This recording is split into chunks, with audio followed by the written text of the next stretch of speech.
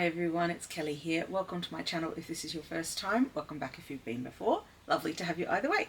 On this channel we talk books, and today I am wrapping up the month of August. I'm recording this on the 31st. There is a very tiny chance that I might read something or finish something else before the end of the month, but it's so minuscule that I figure I'm okay.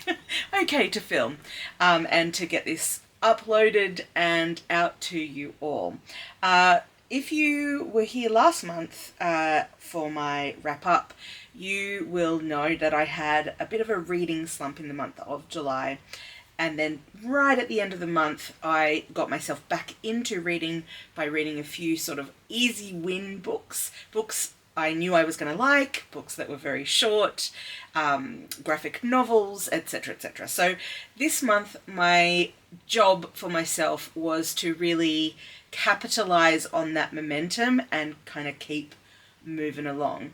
Another thing that I did last month was I DNF'd a book that wasn't working for me, and so carrying on with that theme, I'm actually going to start with a DNF for the month of August, and that is unfortunately a book that was on my 24 in 24 list of books that I wanted to get to this year, but a DNF is still, I had a go at it, it's not for me, I'm moving on. So that book was All Our Families, Disability Lineage and the Future of Kinship by Natalya Fink. So this book is marketed as being a bit on the academic side. So Natalya Fink is an academic, so she is attached to a university. She's, I believe, the head of disability studies or something around, something that sounds a bit like that, at the university where she's based. So I have been to university, I have a master's degree, so I have an understanding of reading at an academic level. So I wasn't concerned that I wouldn't be able to access this text, although it may not feel super accessible to everybody. I was feeling pretty confident that I was going to get along with this book in terms of it being a bit more on the academic side. However, the writing itself, in the sense of accessibility, was not the issue. The issue was that there were some pretty big generalizations being made by the author, and also it was very much centered on the families of disabled people rather than disabled people themselves. And what I mean by that, because I mean you might be thinking, Kelly, this is a book about families. However, this was the bit, the disability lineage. My feeling was that it was going to be coming from the perspective of someone who identified as a disabled person. And she makes pretty clear in the first, because I got about 10% of the way through this book, in that first little bit, that she is not disabled herself, that her daughter is autistic. And continuing on with talking about that in that first 10%, it really felt incredibly focused on the impact of having a disabled person in your family, as opposed to sort of a genuine sense of kind of reclaiming from the perspective of a disabled person that sort of the humanity of being a disabled person. The elements where she was talking about that felt very performative, and like a sort of performative activism, as opposed to coming from a genuine place of reclaiming something. And I guess that in part is because she doesn't identify as being a disabled person herself, so therefore it's hard to reclaim something yourself if you're doing it on behalf of somebody else, if that makes sense. So I guess the fact that this is not an Own Voices book was part of my issue. Secondly, and sort of going on that theme of it being something that where there were the sweeping generalizations being made, there were some the way that she spoke about autism, and it's an area I've done a lot of reading on, and I'm pretty up to date with the autism community and the way that we talk about autism in that community. There were some inaccuracies in this book in terms of the way she was talking about her daughter's autism, and not in the parts where she's sort of just talking about her own experience of autism, but more about conceptualizations of autism. So that was disappointing, and I was getting quite angry while reading this book. And so in a spirit of moving on and being able to kind of let go if a book is not working for you, I DNF'd this book at about 10% of the way through. So that was unfortunate, but it picked up from there. And I think DNFing is really part of the reading, you know, when you kind of center reading in your own life and it's something that's valuable to you. It's sort of like curating a library. You can't have everything. Like, you cannot have every single book there is known to humankind, because it's not possible to read them all, and not all of them are going to be good, and not all of them are going to work for you. So you have to let things go. And so I'm slowly learning that, and not feeling the need to push through even if a book isn't working. So goodbye to that book. It is struck off the list. Okay, let's get on to some books that I did finish this month.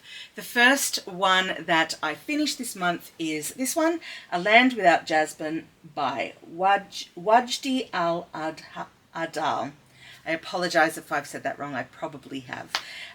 This was a book I was reading for my Reading Around the World book club, and this was a book from Yemen, so the author is a Yemeni author, and this book I ended up giving 3.5 stars to.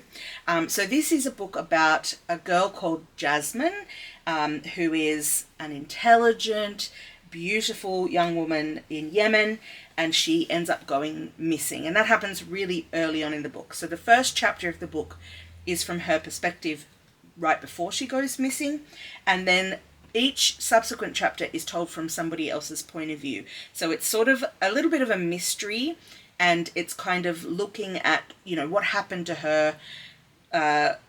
We kind of, because we're getting things from different people's perspectives, it was sort of a, you know, looking at the reliability of the narrator of each of those accounts and kind of piecing things together based on different people's accounts of what they saw, their experiences with Jasmine as a person, and then also sort of kind of the events that led up to it from various people's perspectives. So that was a really interesting concept, and you know, it's not the first time it's ever been done, but I think it was done relatively well. I will say, and it's always hard to know when you have a book that has been translated, and I should also give you the name of the translator as well, and that is William Maynard Hutchins.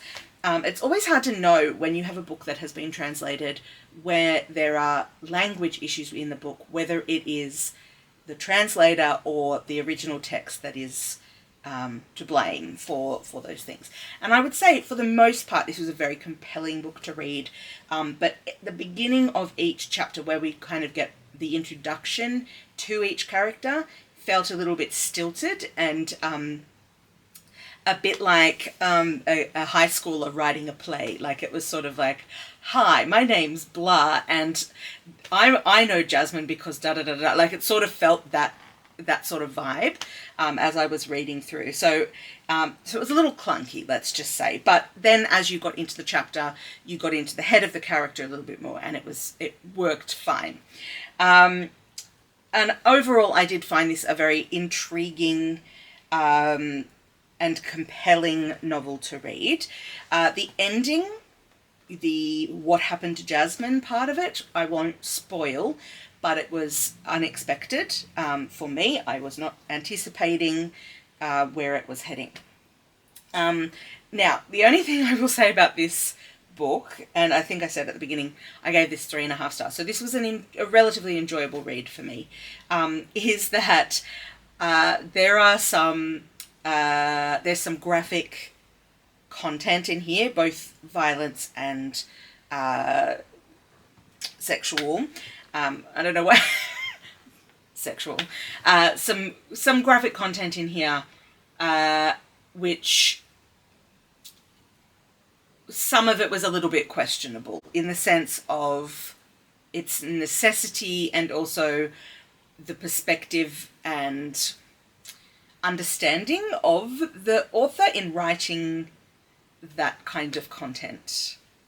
I'm being very vague. I don't want to sort of give things away, but I did get the impression that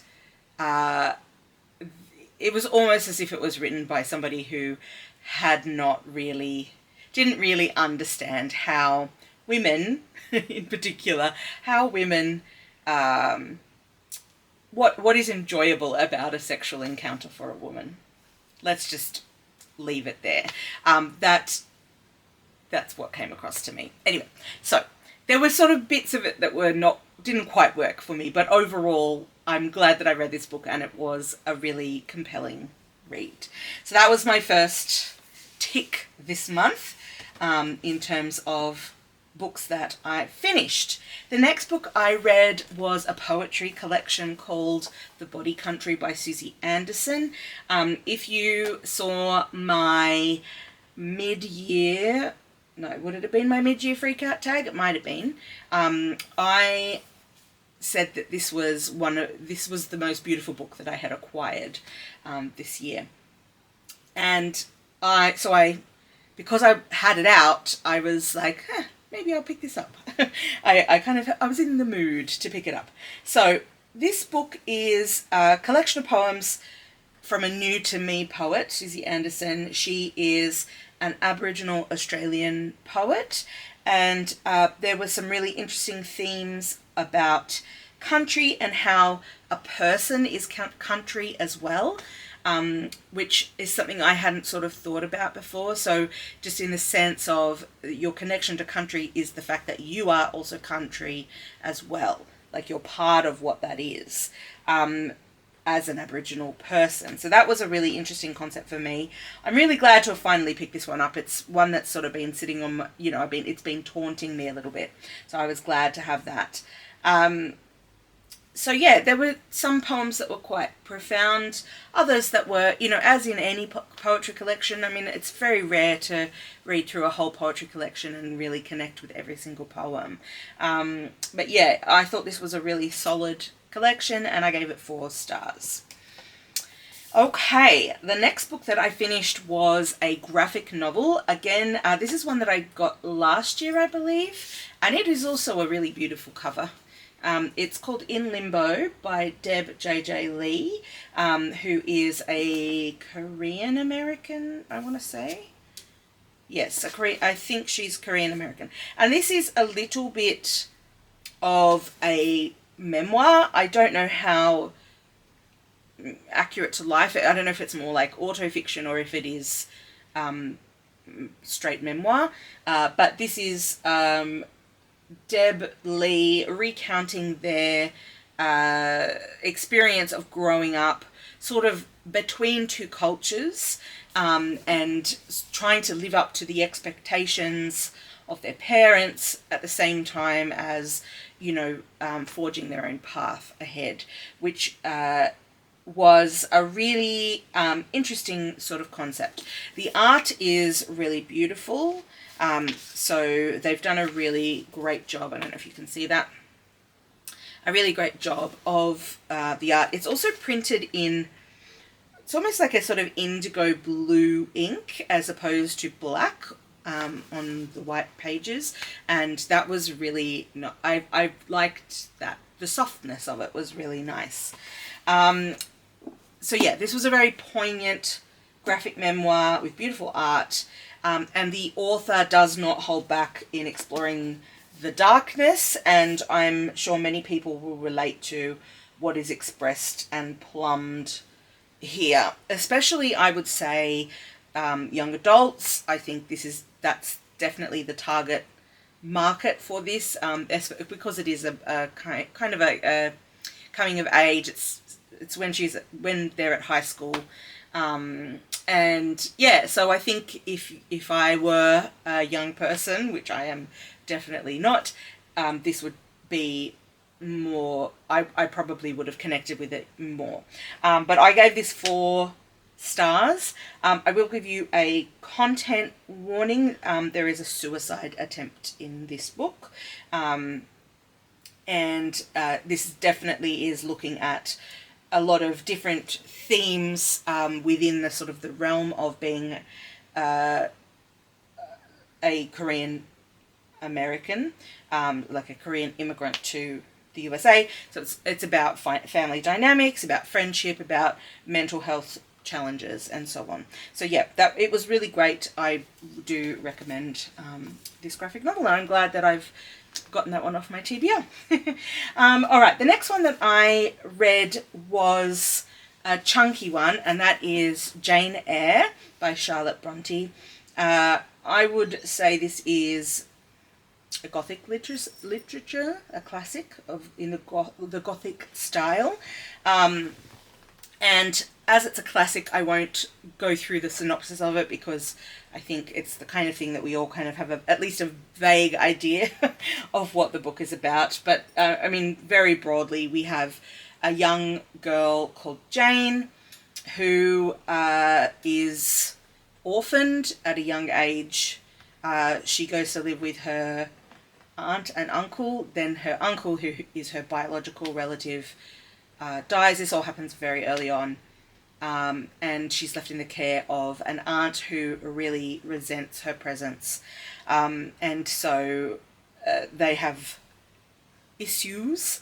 There's also, she goes off to boarding school, and then eventually she goes into service, where she ends up in the household of the very of a sort of aristocratic kind of guy called Mr. Rochester, and yeah, events ensue. One of the things that I was quite surprised about this book, because this was my first reading of Jane Eyre. It's one that's been on my TBR for a long time. It was also one of my 24 in 24 books. So again, I'm really glad to have gotten through another one from that list, which is great. So this is very much, I was surprised at how much of the book we spend before we get to Mr. Rochester's house into service there. There was a lot of content where it was set in her boarding school, and of course growing up with aunt. So like you start as a child, which was a surprise to me, because I guess the only kind of vague idea I had of Jane Eyre was the bit where she's an adult and is working at the house of Mr. Rochester, and the events that ensue there. So that was interesting to me. I wasn't expecting that. I definitely enjoyed the book overall, but there were some moments of over sentimentality in the writing. I felt that sort of was a little bit over the top, and also some very dubious choices made by by the characters, and some unintentionally awkward dialogue. It was written in an awkward way.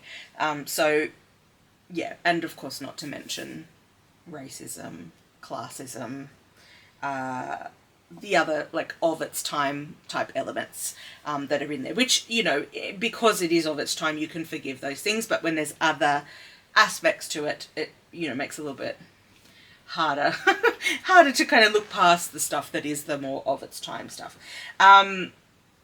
Yeah, so I still ended up rating this 4 stars because I think it is a compelling read, and I was, you know, keen to find out what happened next to the characters, and to sort of see, you know, how things panned out, and how, you know, because I knew that there was a romance element to the book, and like how that played out. I was, despite the fact that it was problematic, I was also interested to see how things panned out. So yeah, I think I'm glad that I've read it. Also, I read this on audiobook on the Audrey app. I was influenced by my friend Elizabeth. I will link her channel down in the description below, because she recently read another book, I think it was Ulysses, on the Audrey app, which is sort of like an annotated audiobook. So after each chapter there's sort of like there's reflection questions, and sometimes there's sort of like, you have a guide that's kind of helping you through the book. So that was an interesting way to read the book, and I think it helped me to be more reflective about my reading, which was helpful. I also buddy read this book with Elizabeth as well. So yeah, do check out her channel if you haven't already, if you're not already a subscriber over there as well. And I will link up in the cards and down below to her Ulysses vlog, because that was really, really interesting, and that was her using the Audrey app as well. So yeah, I have ticked a big fat classic off my list, and now I sort of feel like, you know, it was definitely one that was like a glaring omission in my reading. All right, so that was that one.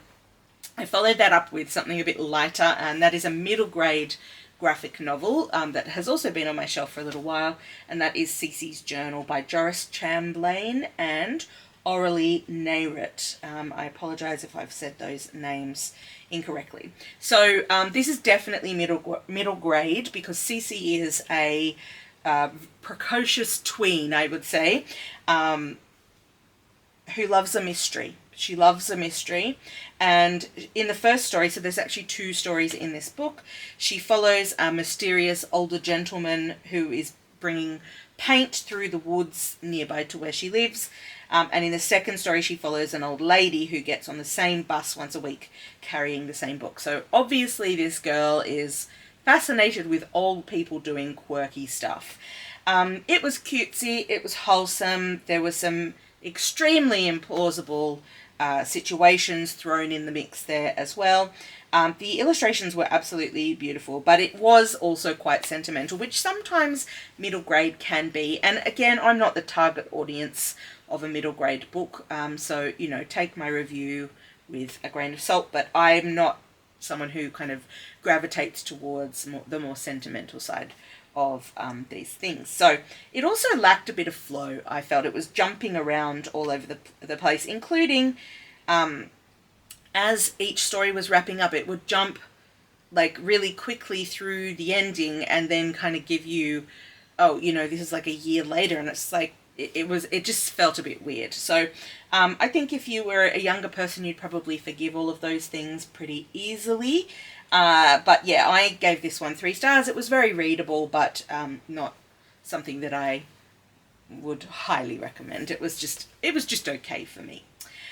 Okay, then I read the second book in the seasonal cycle by Ali Smith, which is Winter. I read Autumn right at the end of our Southern Hemisphere autumn, and it is now the end of our Southern Hemisphere winter. So I finally got this one in just in time, and I was glad to have read it. I guess this one I didn't like as much as I liked the autumn book. I think the characters in the autumn book were much more likable. There's not really a likable character in this. I mean, there are characters who are sort of feisty and interesting, but basically we follow a guy who has money and is a bit, you know, at a bit of a crossroads in his life. His partner has left him, and he's sort of a little bit lost. And he's about to go home for Christmas with his mother, who is a little bit estranged, and also he's going to be, it ends up also his aunt is there as well. So he doesn't want to admit to his mother that his partner he's broken off with his partner, who she has not yet met.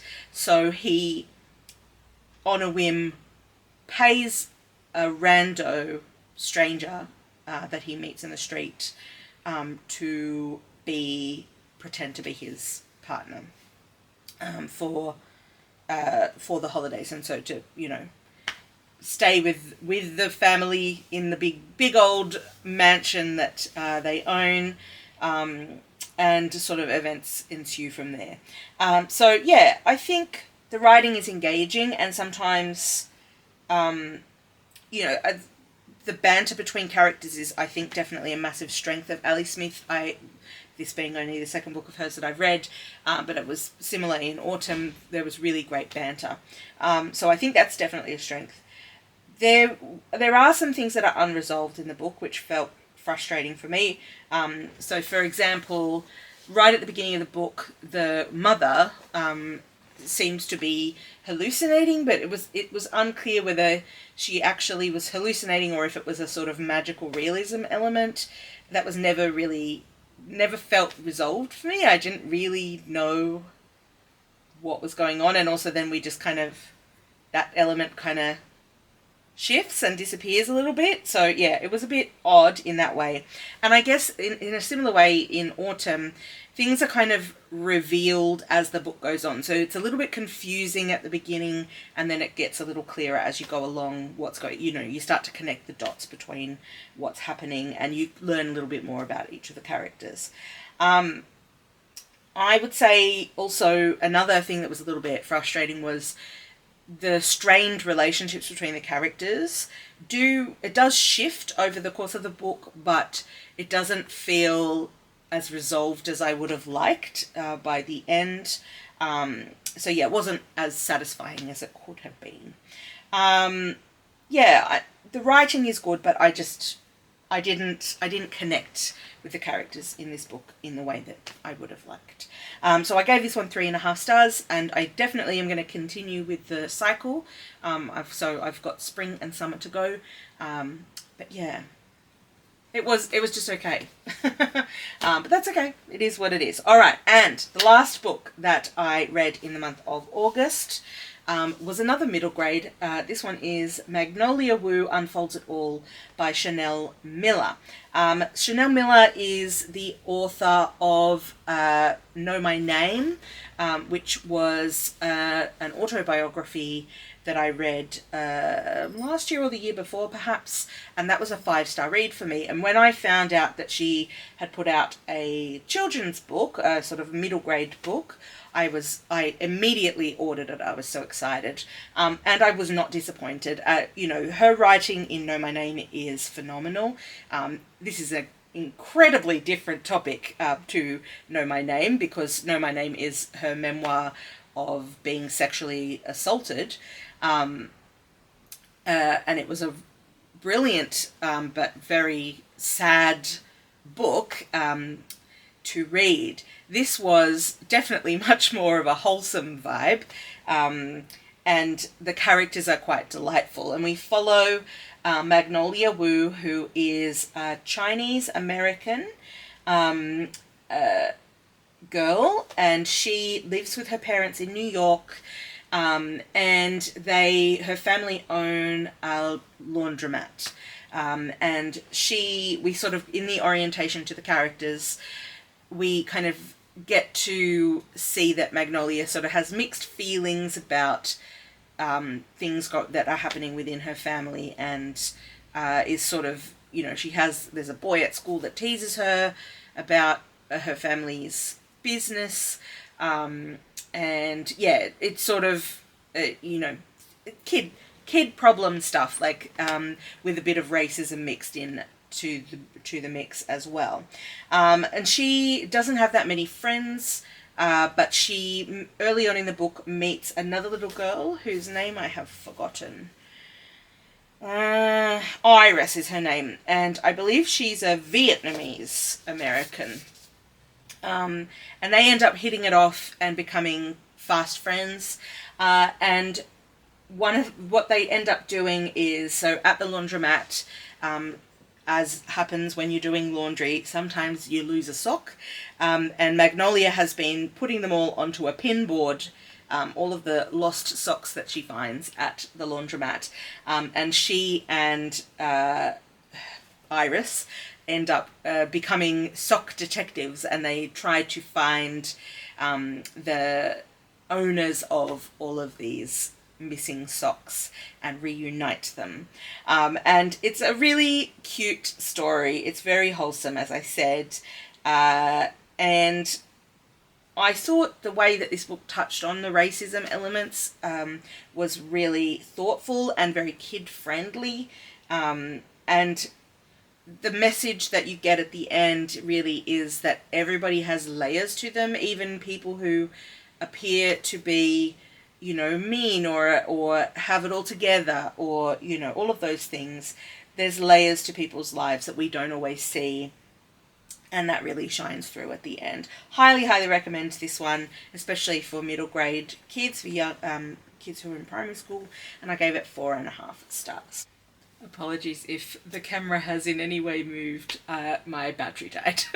So this is sometime later, just filming the outro for the video. So hopefully it didn't cut off before I finished talking about Magnolia Woo Unfolds It All. Great book. If it did cut off, great book. I really enjoyed it. Highly recommend, 4.5 stars. Alright everyone, thanks so much for watching. I hope you've enjoyed this video. Let me know down in the comments if you have read any of these books and you want to chat about them down in the comments. Otherwise, yeah, just if I've alerted you to a book that you didn't know about, or you're keen to read any of these, I'd love to hear from you down in the comments. Thanks so much for watching, guys, and I will catch you on the next one. Bye!